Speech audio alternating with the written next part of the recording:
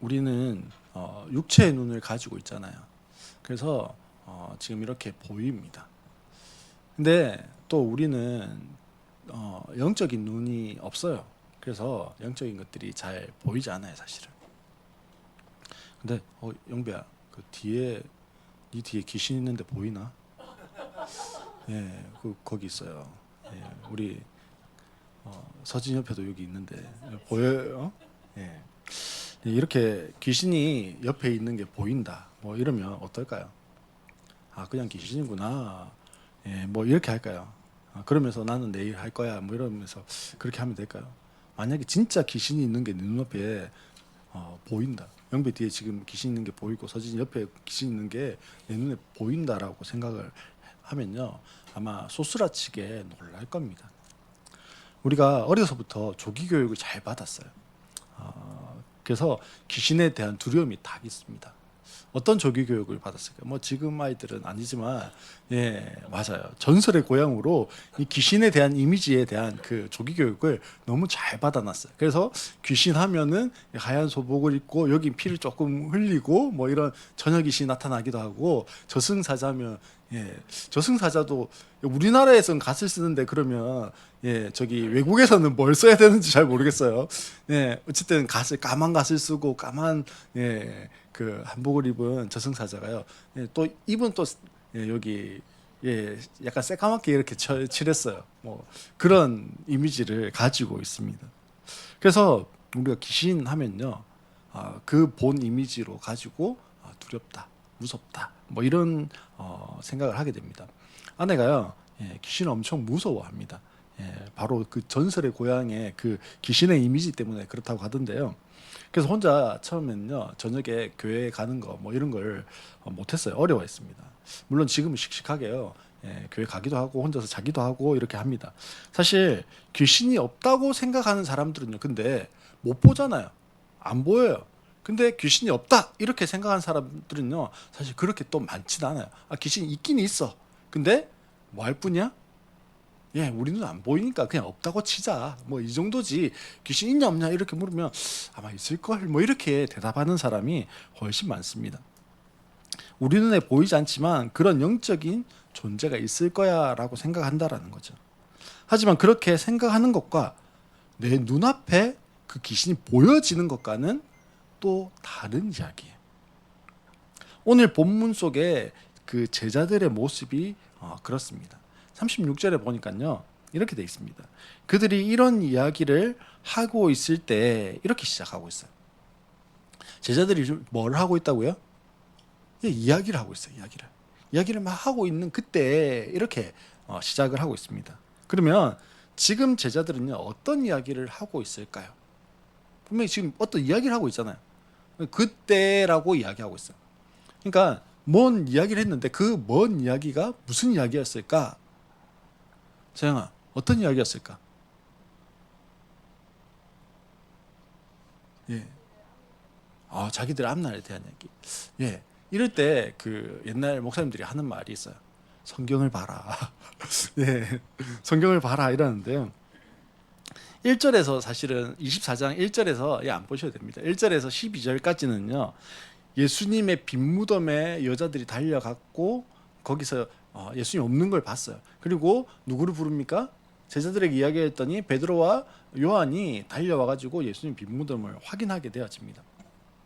그리고 13절로부터 35절까지 오늘 36절 읽었는데요. 35절까지의 내용이 뭐냐면 그 빈 무덤이 있다. 예수님의 시신이 없어진 빈 무덤이 있다. 어떤 사람들은 예수님 부활했을 거라고 이야기한다. 이런 이야기를 들은 두 명의 제자가 있었는데요. 그 두 명의 제자가 엠마오라고 하는 곳으로 갔다라고 하는 이야기를 하고 있습니다. 예. 근데요, 여기에 그 엠마오로 갔던 두 제자는요, 11제자. 예수님 따라다녔던 그 12명 가운데 지금 가룟 유다는 죽었으니까요. 11제자를 제외한 또 다른 제자 그룹들이 있었습니다. 그 제자 그룹 가운데서 두 명이 지금 엠마오라고 하는 곳으로 가고 있었어요. 엠마오로 가는 길에 어떤 사람을 만났어요. 어떤 사람 만났는데 이 사람이 성경에 대해서 쭉 이야기를 해주는 거예요. 그러면서 성경에 나와 있는 예수님에 대한 이야기를 쭉 풀어서 이야기를 하고 있었어요. 사실 이 엠마오로 가던 두 제자는요, 낙심해 있었거든요. 아니, 예수님이 죽으신 것도 너무 큰 상실이었고, 근데 거기다가 누군가 예수님의 시신을 훔쳐가고는 부활했다고 한다, 혹은 무덤이 비어있다, 이 이야기를 듣고는요, 더 크게 상심했습니다. 그런 상심한 마음으로 엠마오로 가고 있었던 두 사람이 성경에 나타나는 예수님에 대한 이야기를 쭉 풀어주니까요, 그때부터 마음이요, 나도 모르는데 그 이야기를 막 듣고 있는 그때 마음이 콩닥콩닥 뛰기 시작해요. 그러면서 마음 저 밑에서부터요, 낙심된 마음을 훅 몰아내는 뜨거움이 훅 올라오기 시작했습니다. 그래서 그 이야기를 더 듣고 싶은 거예요. 그래서 이 길에서 만난 그 사람에게요, 우리 좀 더 이야기합시다. 좀 더 가르쳐 주세요. 그래서요, 아예 불 피워놓고 앉아가지고요, 그 이야기를 막 듣기 시작했습니다. 그리고 어느 순간 딱 되어졌는데 이 엠마오로 가던 두 제자가 알았어요. 아, 이분이 예수님이네. 그걸 알았습니다. 이분이 예수님이네 하는 걸 알고는 탁 돌아봤는데, 지금까지 조금 전까지 이야기를 막 풀어서 이야기해 주셨던 그 예수님이요, 없어졌어요. 사라지고 없어요. 그래서는 엠마오로 가다가 다시 예루살렘으로 돌아왔어요. 돌아와서는 11 제자들에게 예수님 만난 이야기를 막 하기 시작했습니다. 지금으로 하면 뭐 한 거예요? 예수님 만난 간증을 막 하고 있었습니다. 그게 35절까지예요. 35절까지 뭐 했다고요? 간증을 했어요. 그리고 36절에 이런 이야기를 하고 있을 때라고 하면서 지금 36절을 시작하고 있는 겁니다. 여기에 이런 이야기를 하고 있을 때 예수께서 말씀하셨다, 이렇게 돼 있어요. 여기 보면 그 예수께서 말씀하셨다라고 하는 게요, 현재 분사 형태로 돼 있어요. 그러니까 언제 지금 예수님이 말씀하신 거예요?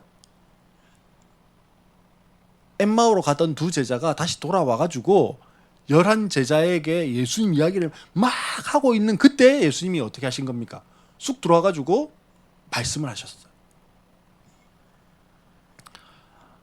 예수님의 빈 무덤 이야기가 가장된 거라고 생각했고요. 예수님의 부활 이야기가 거짓말이라고 생각해서 더 깊은 절망과 낙심으로 엠마오로 가던 두 제자가 만났던 예수님은요, 귀신이나 유령이 아니었습니다. 예수님은 자기들 앞에 말씀하시는 분이셨습니다. 예수님은 성경 말씀을 통해서 약속된 모든 약속을 신실하게 이루고 계신 신실하신 하나님이셨어요. 죽으시고 부활하신 예수님은 하나님의 구원의 역사를 이루어 가시는 신실한 분이셨다라는 거예요. 그 예수님을 만나고 그 예수님의 말씀을 통해서 제자들의 마음이 뜨거워지기 시작했어요. 그 제자들의 마음 가운데 깊이 자리 잡고 있던 낙심과 두려움이 모두 다 걷어져 버리고 사라져 버렸어요. 아니, 이제는요, 그 뜨거움이 더 큽니다. 주를 위해서 살 수 있는 결심과 결단이 그들의 마음을 막 휘몰아치기 시작했어요. 11 제자들에게 나타나신 예수님께서요, 첫 번째 하셨던 말씀이 너희에게 평화가 있어라 라고 하는 말씀이에요. 우리가 히브리어를 잘 모르지만 아는 히브리어가 있습니다. 뭐가 있을까요? 샬롬이에요. 샬롬. 옛날에 그 배우가요, 막 이렇게 손가락 흔들면서 했던 샬롬이에요. 우리가 사람들을 만나면 뭐라고 합니까? 우리나라 사람들은 안녕하세요. 예, 예, 뭐 영어로는 뭐라고 그럽니까? 뭐 하이 하든지 헬로 하든지 뭐 이렇게 인사하는 거죠. 예, 일본어로는 뭐 곤니치와, 뭐 곤방와 뭐 이렇게 할 거예요. 인사말이 유대인들에게 뭐예요? 샬롬이요. 예수님 지금 제자들 만났으니까 제자들 안녕 뭐 이렇게 하고 있는 거예요. 지금 너무 반가워서요? 뭐 이 정도 반응일까요? 그러면 제자들은요, 이 예수님께서 너에게 평화가 있어라라고 하는 이 이야기를 듣고요. 예수님 뭐 안녕하세요 했으니까 안녕 너희들 안녕 했으니까 예수님 예수님 너무 반가워요. 정말 살아나셨네요. 할렐루야 뭐 이러면서요. 예수님이 인사하는 거에 제자들이 그렇게 반응하라고 서로 지금 인사하고 있는 중일까요? 아니에요. 너희 지금 참 평화가 없지. 너희 마음에 두려움이 가득 차 있지. 공포가 있고 낙심이 크지. 근데 하나님이 너희에게 주시려고 하는 거는 뭐라고? 참된 평화야. 메시아가 와서 주려고 했던 그 평화, 그 평화가 너희에게 있어야 돼 라고 하는 그 음성으로 지금 너희에게 평화가 있어라 라고 하는 그 말씀을 하신 겁니다. 근데 제자들의 반응이 놀라워요. 예수님이요 지금 뭘 주기 위해서 왔어요? 평화를 주기 위해서 오셨어요. 평화를 주기 위해서 사실은요 십자가 못 박혀 죽으신 거예요. 평화를 주기 위해서 다시 부활하신 겁니다. 그러면 예 주님 우리가 평화하고 싶습니다. 우리도 정말 샬롬하고 싶어요. 그렇게 이야기해야 되는데 37절에 뭐라고 되어 있냐면요. 그들은 놀라고 무서움에 사로잡혀서 유령을 보고 있는 줄로 생각하였다. 엄마야! 뭘 봤으니까요? 귀신 본 줄 알고 유령 본 줄 알고 화들짝 놀랐어요. 제자들이 왜 이렇게 무서워하고 유령을 보고 있는 걸로 생각했을까요? 왜 예수님 봤는데요 귀신인 줄 알고 유령인 줄 알았을까요? 왜냐면요 제자들은 내가 미리 제안한 한계가 딱 있었어요. 내가 미리 제안한 생각이 있었어요. 사람은 죽으면 뭐 하지 않는다? 다시 살아나지 않는다. 살아난 것처럼 보이고 돌아다니고 이야기하고 말하는 건 뭐다? 귀신이고 유령이다. 내가 미리 제안한 내 상식이 있는 거예요. 내가 미리 제안한 이러치가 있었다라는 거예요. 근데 예수님이 평화가 있을지어다라고 이야기하는 것. 자기들이 예수님 죽은 것을 보았잖아요. 심지어는 예수님이 죽은 것을 확인하기 위해서 뭐 했습니까? 옆구리에 창을 꽂아서요. 확인도 했어요. 그러니 죽은 예수님은 다시 살아날 수 없다라고 하는 내 한계와 생각과 상식과 그렇지가 있었다라는 거예요. 근데요. 그렇지 내가 생각했던 거, 내가 제안했던 거, 한계 이것을 예수님 뭐 하셨습니까? 뛰어넘으셨어요. 그러니 놀라는 거예요. 예수님 그런 분이신데요. 그런 분이 그렇게 하셨는데 놀라는 겁니다. 영비 형제가 수련회 가가지고요. 요리를 막 했어요. 영비 형제 원래 뭐예요? 요리사인데 요리사가 요리한다고 놀라워하는 거 이상한 거잖아요 사실은. 근데 보고 놀라는 거예요. 예수님이 하나님이시기 때문에 살아나시는 거 더 당연하고 맞는 건데 그걸 보면서요 어머나 어떻게 살아나지? 그렇게 말하고 있다라는 겁니다.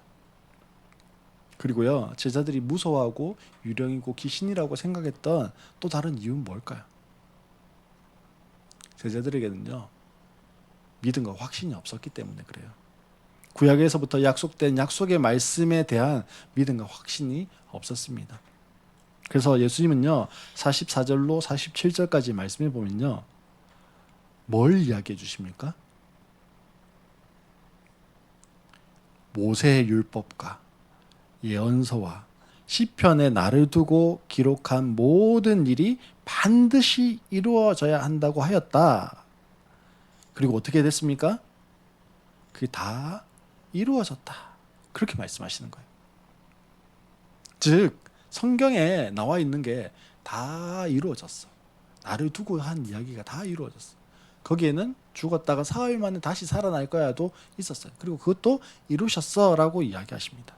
이제는 뭐 하면 됩니까? 모든 민족에게 전파될 것이다. 요거 하면 되는 거예요. 예수님은 이 땅에 오신 탄생부터 죽음까지 그리고 부활하심까지 전부 다 말씀대로 성취하신 분이십니다. 하지만 제자들에게는요, 그렇게 신실하게 말씀을 이루고 성취하시는 말씀에 대한 믿음과 확신이 없었습니다. 그러니 의심할 수밖에 없는 거예요. 만약 이 물을 마시면 낫는다라고 하는 확신이 있으면요, 어떻게 이야기할까요? 이 물을 마시면 당신의 어떤 질병도 낫습니다 라고 이야기할 수 있어요. 근데 사실 이 물 마신다고 그건 뭐 낫겠나 이렇게 생각하면요, 낫습니다 이렇게 말 못해요. 이 물 마시면요 모든 병이 낫는다고 하네요, 그렇게 이야기할 수 있어요. 왜요? 나도 못 믿으니까, 확신이 없으니까. 이 물을 마시면 병이 낫습니다와 이 물만 마시면 병이 낫는다고 하네요의 차이가 이해가 되십니까? 예, 그건요 그 이야기를 하는 그 사람의 믿음과 확신의 차이입니다. 믿음과 확신이 있어야 부활을 믿을 수 있고 부활을 이야기할 수 있는 겁니다. 제자들 스스로 죽은 예수님은 살아날 수 없다라고 하는 것에 대한 무엇이 있었을까요? 믿음과 확신이 있었어요. 근데 예수님 살아났어요. 예수님 부활하셨다고 하는데요, 그거는 믿을 수 없고 확신할 수 없는 거예요. 그러니 당연히 제자들은요 당황하고 마음에 의심이 가득 차는 겁니다. 예수님은 이런 제자들을 아셨습니다. 그래서 손과 발을 보시고 바로 나다 이렇게 믿으라라고 말씀하십니다. 그리고 제자들과 함께 음식을 드시면서 귀신과 유령이 아니라 육체를 입으신 것을 알게 하시기를 원하셨습니다. 제자들에게 요구하시는 것이 무엇일까요? 아니, 제자들에게 주기 원하시는 게 뭘까요? 지금 예수님은 믿음과 확신이 흔들리지 않는 거예요. 믿음과 확신이 흔들리지 않고 그래서 증인이 되어지는 걸 지금 예수님 원하십니다. 법정에서도요, 증인이 이것을 보았다, 그것이 맞다, 저 사람이다 라고 자신이 보고 들은 것을요 정확하게 이야기를 해야 그게 뭐가 됩니까? 법적인 효력이 있잖아요.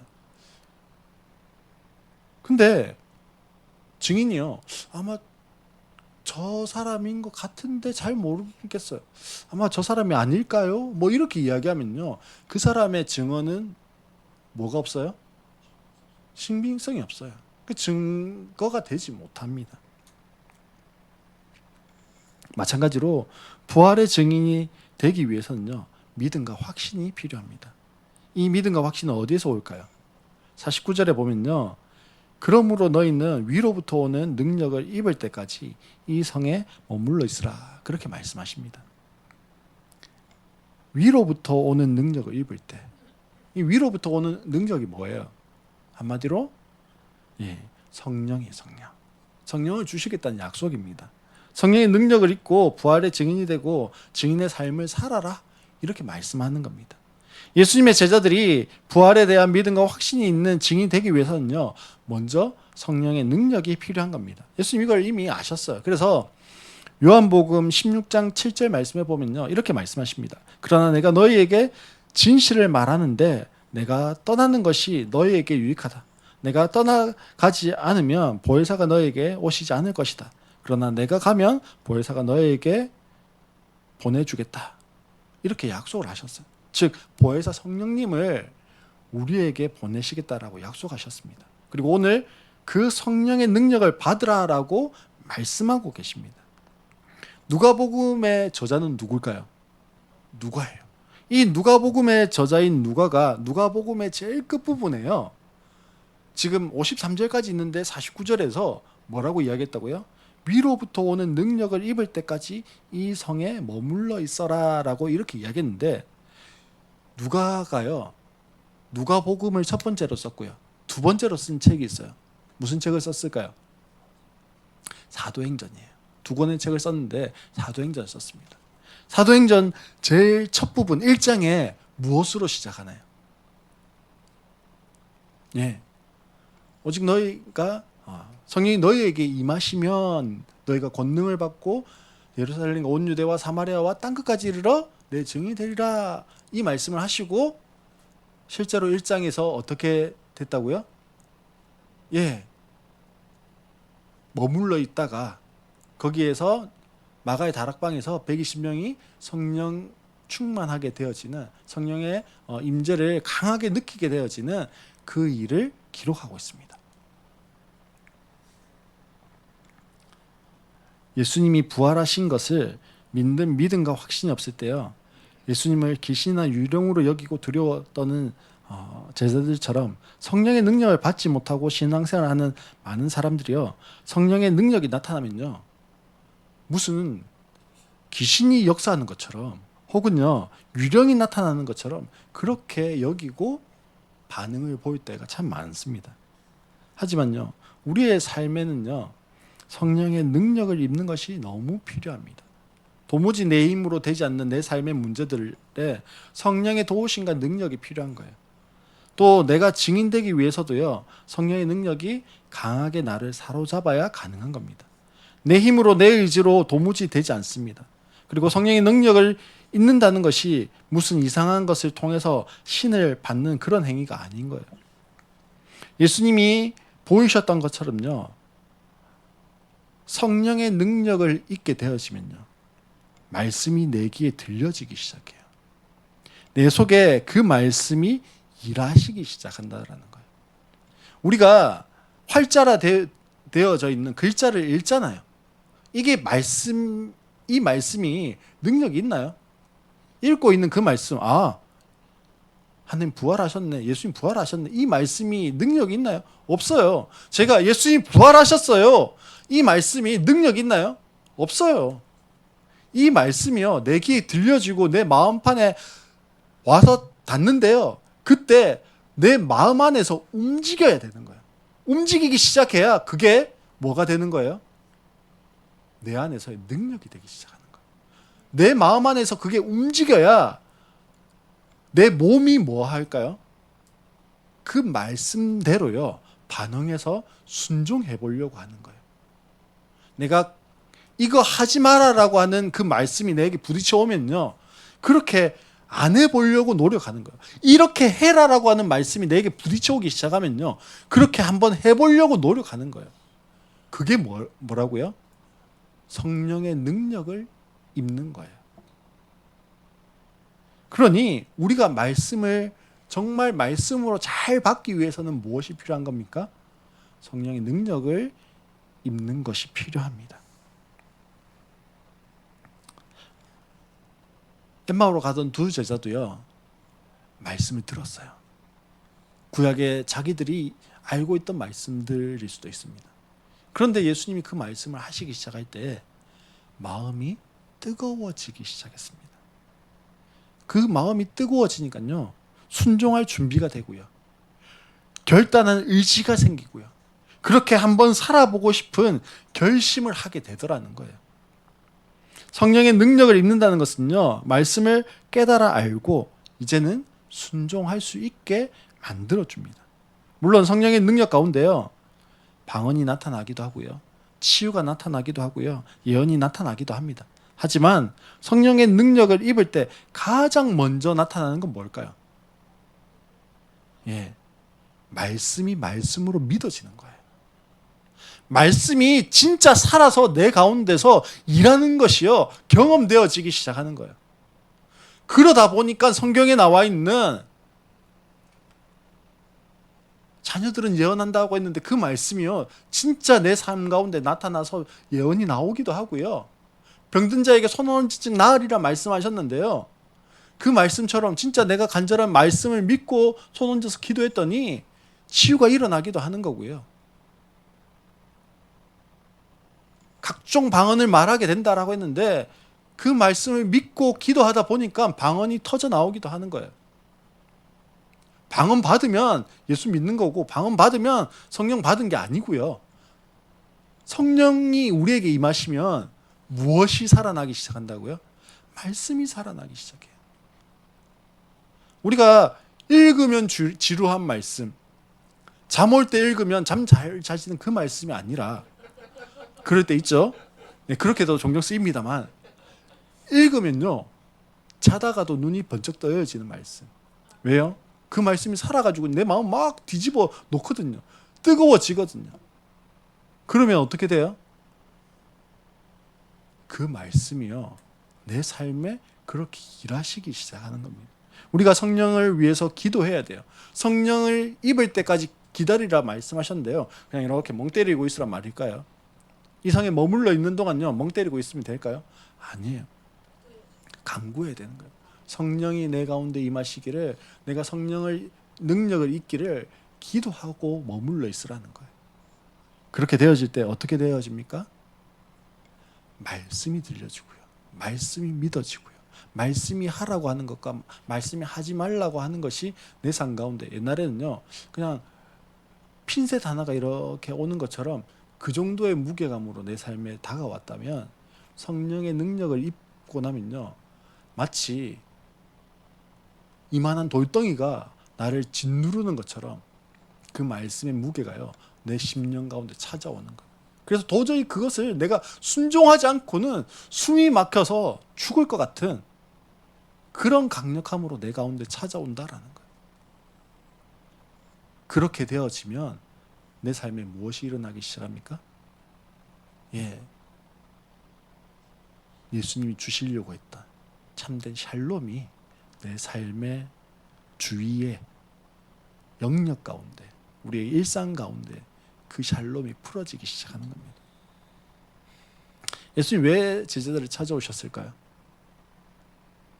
놀래키기 위해서요? 혹은 예수님께서 제자들에게 야 너희들 다 도망갔지, 야 줄 서, 뭐 이래가지고 뭐 얼차려 주기 위해서요? 아닙니다. 증인되게 하시기 위해서요. 자신들의 눈으로 보고 직접 만져서 믿음과 확신을 가지게 하기 위해서요. 그래서 예수님이 그렇게 하셨습니다. 하지만 제자들은요 그 이후에 어떻게 됐을까요? 예수님 봤어요. 예수님 만져도 봤어요. 그럼 어떻게 해야 돼요, 영배야? 에? 믿음과 확신이 차가지고 이제 나가가지고 예수님 부활하셨습니다, 예수님 믿어야 됩니다, 해야 돼요. 그렇게 되던가요? 아니에요. 제자들이 어떻게 했는지 알아요? 그렇게 예수님 만나면요 예수 천당 불시지옥 막 불타는 가슴으로 그렇게 해야 될 것 같은데, 나는 고기나 잡으러 갈란다 이랬어요. 예수님 지금 나타나가지고 내 손 만져봐라, 옆구리에 손 넣어봐라, 그렇게 이야기했는데, 그렇게 하고 예수님이 또 사라지셨어요. 그랬더니 어떻게 했다고요? 그 중에서 가장 믿음이 좋아야 될 것 같은 베드로가 앞장서가지고 나는 물고기 잡으러 갈란다, 그러고 물고기 잡으러 갔어요. 부활하신 주님을 만나고 손과 발을 직접 만져보았지만요 제자들은 여전히 두려워했어요. 로마의 군병들과 종교 지도자들과 맞서서 싸우면서요 증인이 되고 싶은 그런 마음은 없었어요. 예수님 살아있는 거 알겠어, 너무 감사해. 근데 내가 저 로마 병사들과 맞서 싸우면서 증인이 되고 싶진 않아요. 다시 저 종교 지도자들에게 나아가서 증인이 되지 못할 것 같아요. 제자들이 진리를 몰랐을까요? 부활하신 예수님을 만나지 않았을까요? 아니요.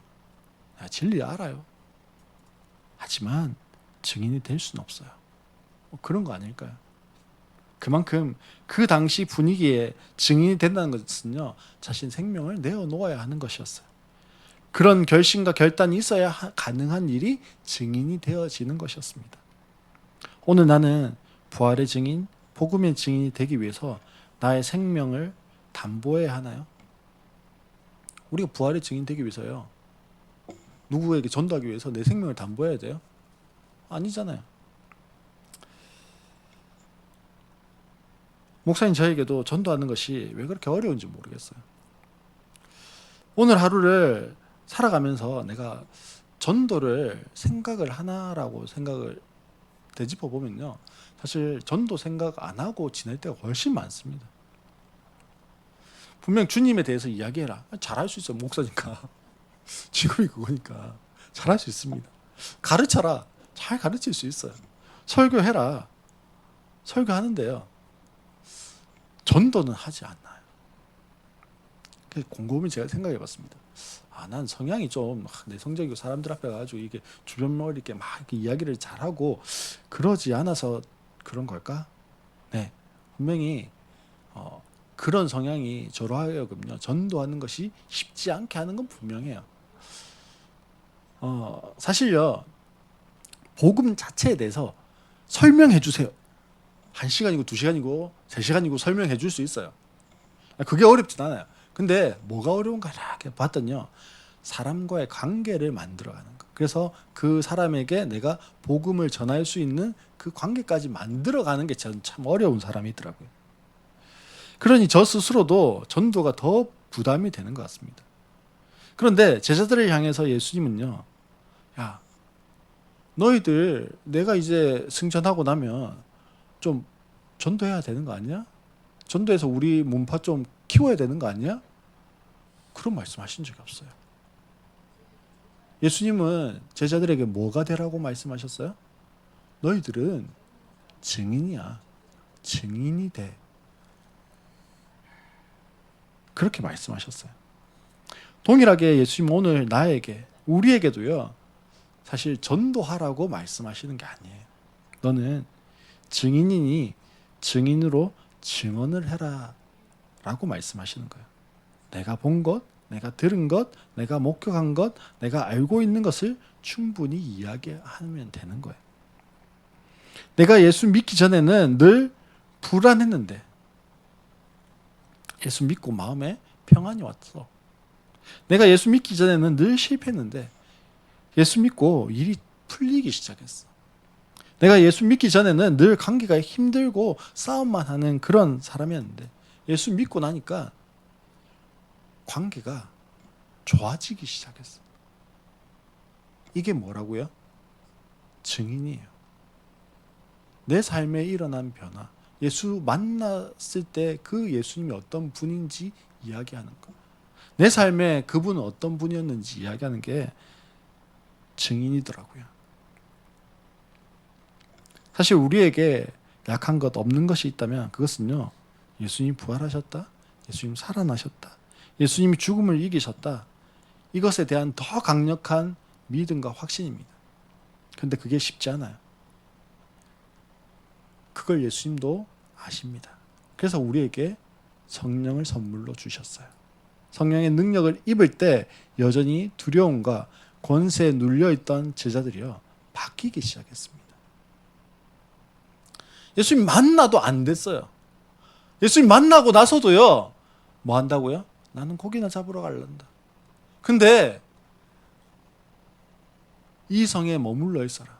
위로부터 오는 능력을 입을 때까지 이 성에 머물러 있으라라고 하는 그 말씀대로요, 그 성에 머물러 있으면서, 예루살렘 성에 머물러 있으면서 성령을 받고 났더니 가장 먼저 뛰쳐나가는 게 누굽니까? 베드로예요. 베드로가 나가서요, 증언하기 시작했어요.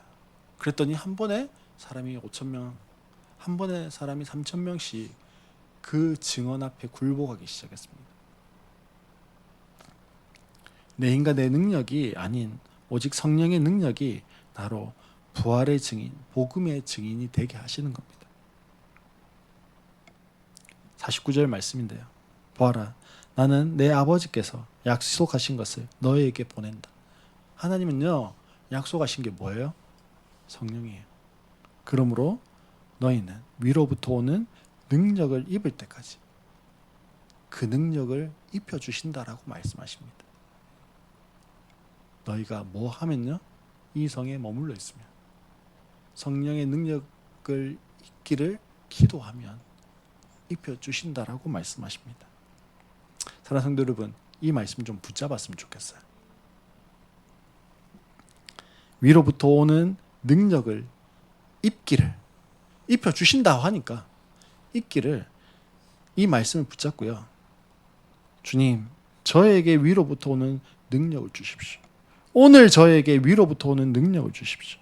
그 능력으로 복음의 증인, 부활의 증인으로 출발하게 해주십시오. 이 말씀을 붙잡고 그렇게 기도하고 그렇게 성령의 능력을 힘입어서 나의 일상을 살아갈 수 있는, 그리고 승리할 수 있는, 그리고 증인의 삶을 살아낼 수 있는 우리 모든 성도님들 되시기를 주님의 이름으로 축원합니다.